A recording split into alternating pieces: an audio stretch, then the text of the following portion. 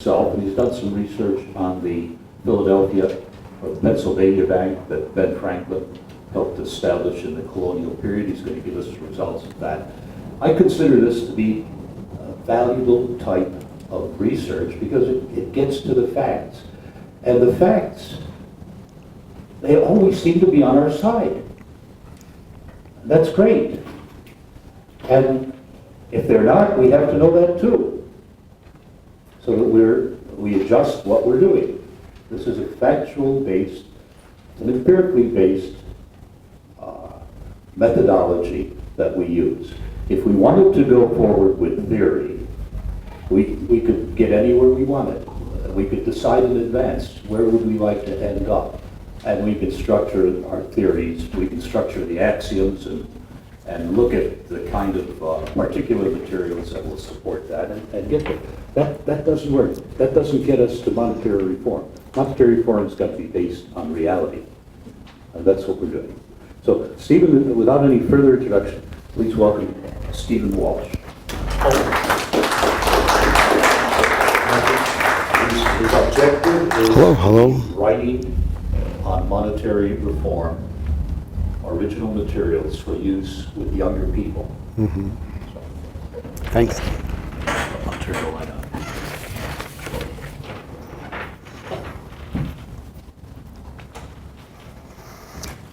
Good afternoon. Noticing Dennis up here, Dennis is one of 435, and I hope to go over some material now to show you how in the Pennsylvania colony during the 1720s, everybody in that legislature came around and came to consensus that a paper money system brought in by the government loaning money into existence, and they went through quite a bit of learnings, and I hope to present some of that. I want to back up. First, I have in front of you just an outline. If you have any notes or questions, everyone should have one of these sheets of paper. If you don't, Matt, Chicago chapter key person back here that Steve referred to, he can give you a copy. And on the back side, we missed out on Lowell's poem that John Hudson gave, and I'm just going to read the stanza, and I'm going to leave you with this thought that Hudson left us with. And this is Lowell writing 20 years before the Civil War, and he's writing with abolitionist thinking in mind. Once to every man and nation comes the moment to decide, in the strife of truth with falsehood, for the good or evil side, some great cause, God's new Messiah, offering each the bloom or blight, parts the goats upon the left hand and the sheep upon the right, and the choice goes by forever twixt that darkness and that light. Then Hudson takes off and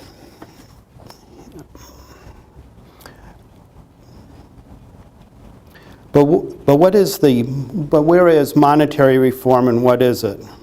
Is it a holy cause, a great moral or religious cause like ending slavery? And Hudson answers, yes, I believe it is. So basically, I'm just going to bring out some points and we'll get into it. It's the development of paper money and its understanding in colonial Pennsylvania. And the setting starts at 1690 to 1720. And let's begin there. Often when we think of the introduction of paper money, we go back to Massachusetts Bay Colony. And they wanted to have a little friendly war with the French. And depends whose side you were on. The French were bothering, from the British side, the French are bothering us in New York, and we really need to show them a lesson. They're stealing our little merchandise, they're taking over trade areas, and so let's go in there and knock out Quebec. And so they the crown puts together, they levy monies from the different colonies, and they send up an army and a fleet. And then when you read the other side is you'll get your pay when we sack the city, basically.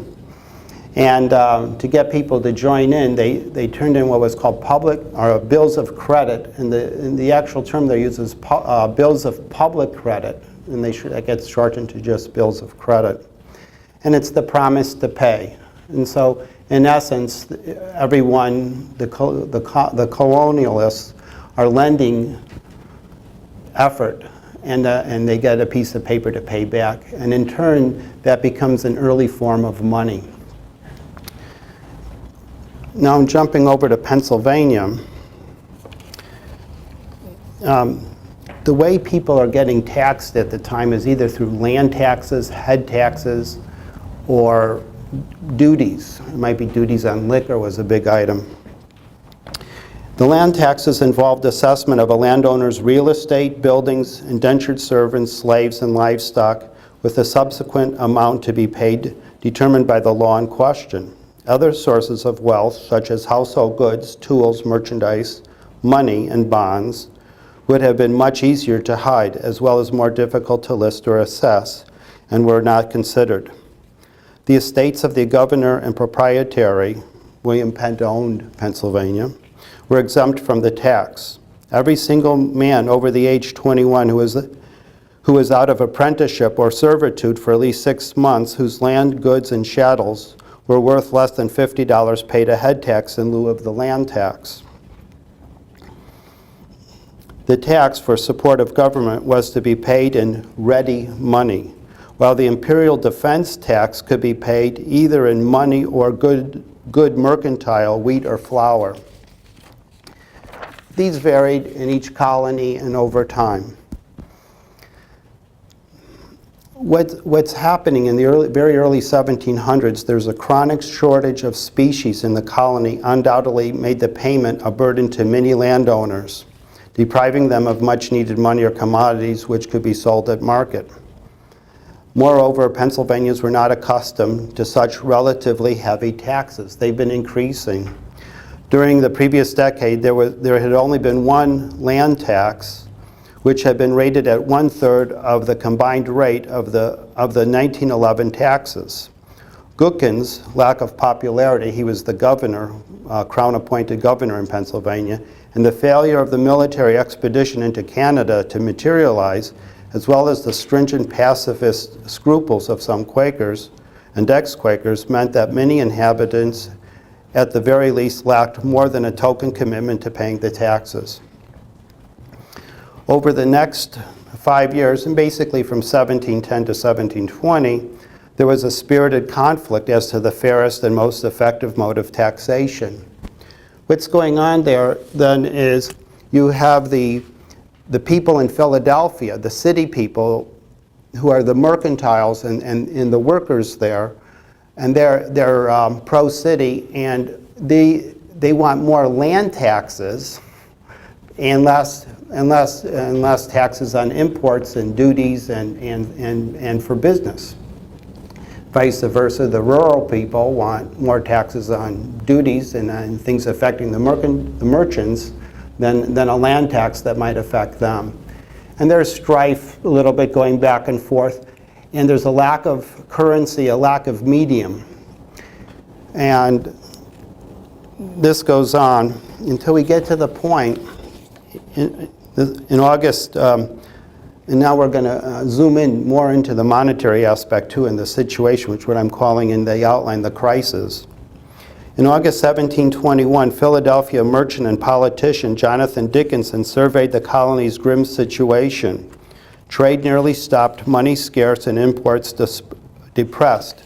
Dickinson further worried that unless people were given additional time to pay for their necessities, many of them would be ill-prepared for the ensuing winter. Similar sentiments were voiced by other Pennsylvanians who were faced, according to the provincial and proprietary secretary, James Logan, with the worst economic depression the colony had ever experienced. While a variety of factors caused the economic failure, including consistently falling grain prices beginning in the late 1710s and financial collapse in England following the bursting of the South Sea bubble. Steve will appreciate this. Page 292 in Steve's book. The South Sea bubble, if you want reference to that. Okay. In 1720, most of the colonists agreed that the continued cause of their distress was, according to Philadelphia merchant Thomas Griffiths, the want of some proper medium for currency. Like most colonies, Pennsylvania based its economic transaction on species, that is, gold and silver, bills of exchange, and commodities or produce. But gold and silver were nearly always in short supply, and bills of exchange, though reliable, were drawn almost exclusively for large sums of money. Commodities, on the other hand, proved to be cumbersome as a medium of exchange and were subject to price fluctuations. In February, starting back then in 1718, petitioners sought to remedy the chronic problem of currency shortage by requesting the Assembly to make produce the official basis of economic transactions, while at the same time fixing the price of those commodities. Their petition, however, was denied. Not until the Depression of 1720 did the colony move toward a resolution of the currency crises. We're getting into some good information. I'm going to read a quote. A lot of these sources comes from a wonderful thing called votes. And it's basically the publication of the legislature at the time, and I'm finding a lot of nice references, and those are getting out on the internet. So it's really nice for research purposes. What's happening there is you're getting into a debate between those thinking paper money is a good idea and those who are against it. Francis Rawle, the theoretician behind the paper money law and other economic reforms of those years, was a merchant who lived just outside the city. The pot began to boil when the paper currency issue came to the fore. In the early 1720s, Keith, who was the Governor Keith, and he had a good personality, Keith did. Keith and Lloyd and their allies capitalized on the depression that had moved in on Pennsylvania. Trade with the Caribbean, once so great a source of wealth, was now drained by privateers and the tightening of the French imperial system.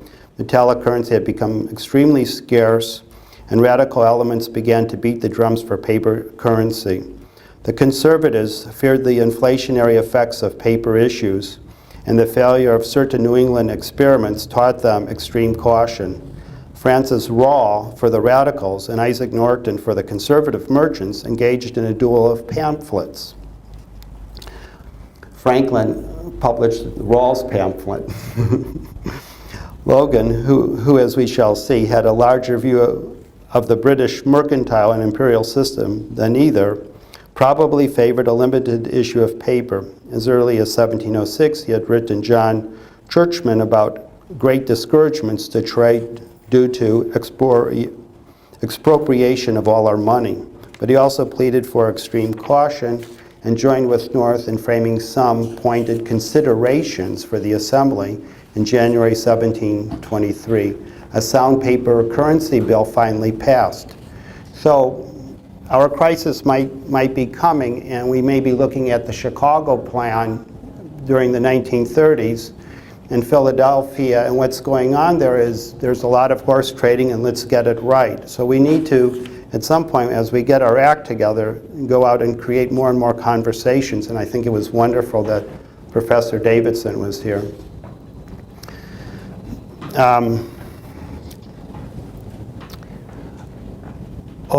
What's nice to mention now, I'm going to mention a little bit of the other side, and some of the concerns, and also how they get sneaky a little bit.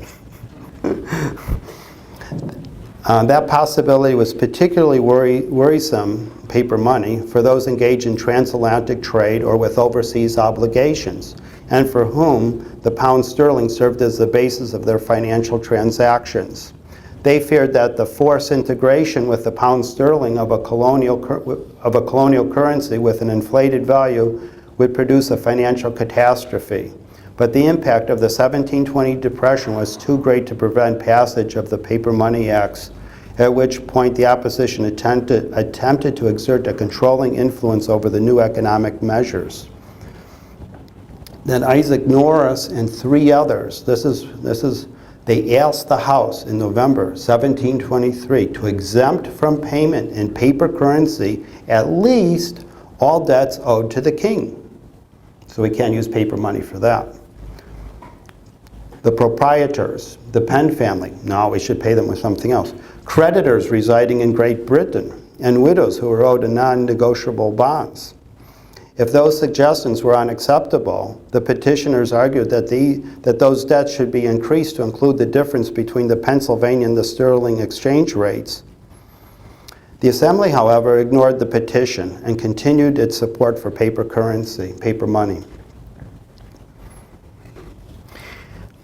Now to get the details of what they did a bit.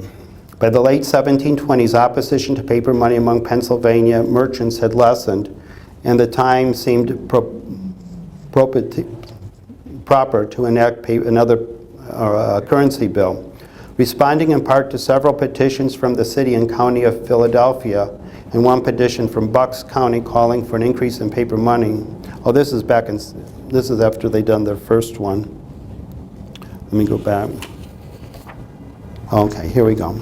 The first paper money acts were similar in structure. Each act authorized the printing of bills of currency. They're going to be, between 1723 and 1739, there's going to be 4 paper currency acts. And each one authorized the printing of bills of currency, which were then deposited with the General Loan Office, the agency established to oversee the execution of the paper money acts. Money was lent to individual residents of Pennsylvania. Now, this was not government spending money into circulation, but this is government now. The U.S. government issued money being loaned into circulation. And the receivers, who mortgaged their properties in order to secure the loans, the amount lent, however, was never to exceed half of the value of mortgaged land property, or a third of the value of the mortgaged property if the property was a house. Nor was the loan to be less than 12 pounds or more than 100 pounds to 300 pounds, depending on the statute. Although the time required to repay the loans varied from 8 to 16 years, the interest charge on each loan was always 5%. The loans were recorded by the trustees of the General Loan Office with a description of the property mortgaged and a schedule specifying the exact dates the repayments were to be made. The last point was particularly important. In addition to collecting the principal, the loan office also collected the interest, which was subsequently credited to the Assembly. That fund became the property of the House, or the Assembly, which appropriated the money according to its own discretion, pay for bills, government bills. As most of the loans were secured by landed property, Pennsylvania had in effect established a land bank that linked the value of the loan to that of the land, which in 18th century Pennsylvania was steadily rising in price. The method proved sound. They also had the idea that this was going to be used as money. So they made an important distinction, however. The Assembly also intended that the bills to be used as a currency for the colony's daily transactions and ordered the printing of bills in all denominations, including fractions of a pound. Under the terms of the first 4 paper money acts, for example, the legislature printed 35,500 1-shilling notes and 31,000 notes equaling to 1 shilling 6 pence. The bills of credit, paper money, were popular. More than 3,000 loans were made during the life of the General Loan Office. That's about 1723 to 1739, and those were paid 8 years later, mostly. And more than 3,000 loans were made during that period. And true to the Assembly's intent, the loans were issued to residents with modest as well as wealthier means. The average loan was about 65 pounds, a figure that remained fairly consistent from 1724 to 1756, while they were all being paid back. In addition, the average size of property to secure the loans was also modest, about 167 acres, while less than 5% of the properties mortgaged were more than 300 acres. What's happening during this time, and I'll bring up several things too, is I want you to see how they're learning about money, and a few points there. And what's interesting, they're learning about money that surpassed what Dennis Kucinich has to deal with. Imagine having a national legislature that's understood AMI. Well, Philadelphia grew to have our common understanding that we have in this room today. In addition to the Paper Money Acts, the Assembly from 1726 to 1746 also passed 4 readmission acts, which were considered less controversial but just as useful. This is answering your question, Steve, earlier. In theory, as the bills of credit were repaid by the mortgager, they were to be sunk, that is, removed from circulation by the loan office and destroyed. But paper money's ability to serve as both a loan and as a currency was the key to its success, and in order for that to occur, a steady and plentiful supply of paper money was needed.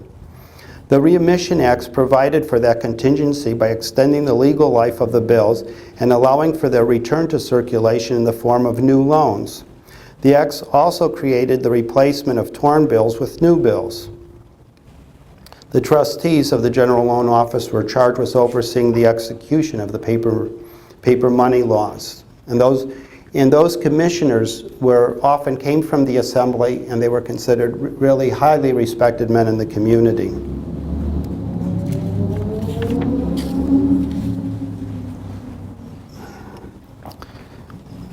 By the late 1720s, opposition to paper money among Pennsylvania merchants had lessened, and the time seemed propitious to enact another currency bill. This was the beginning of the second one. Responding in part to several petitions, and they were wondering, do we do this a second time? To several petitions from the city and county of Philadelphia, and one petition from Bucks County calling for an increase in paper money, the 1728 Assembly proposed striking 50,000 pounds to be loaned at 4% interest, and they're debating it. They changed that and decided on 5%.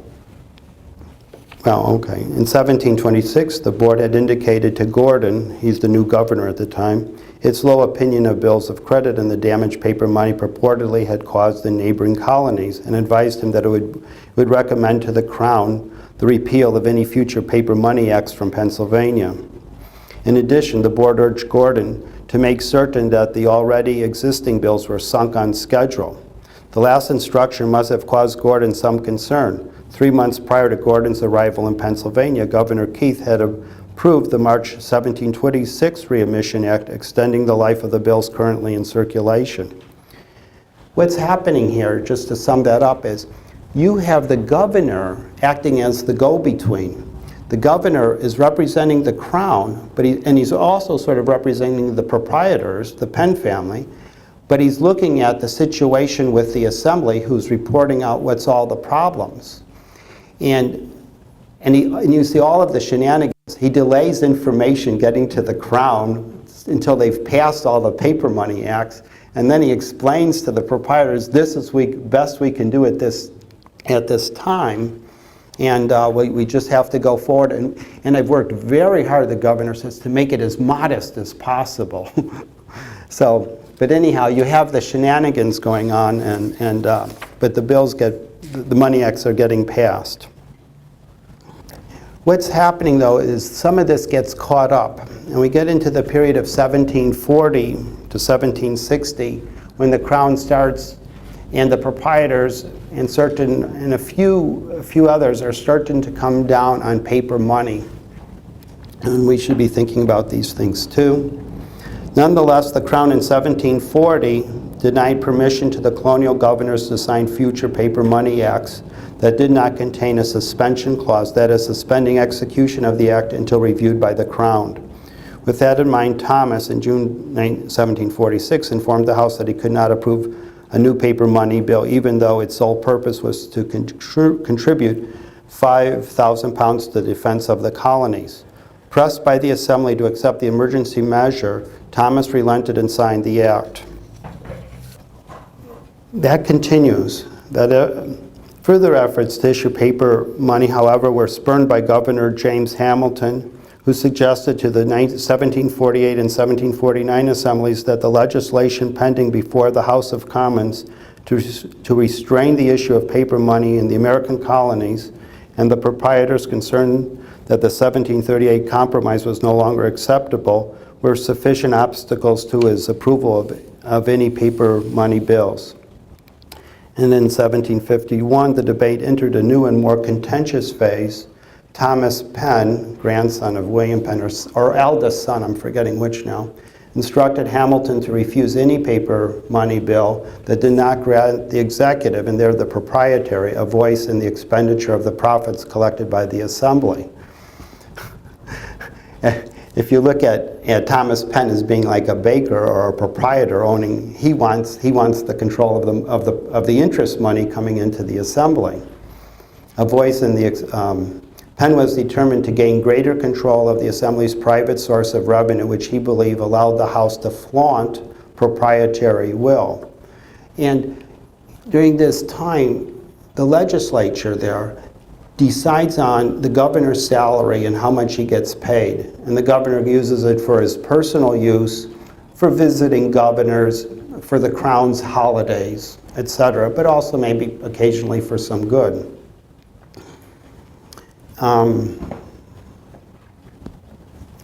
So what goes on here?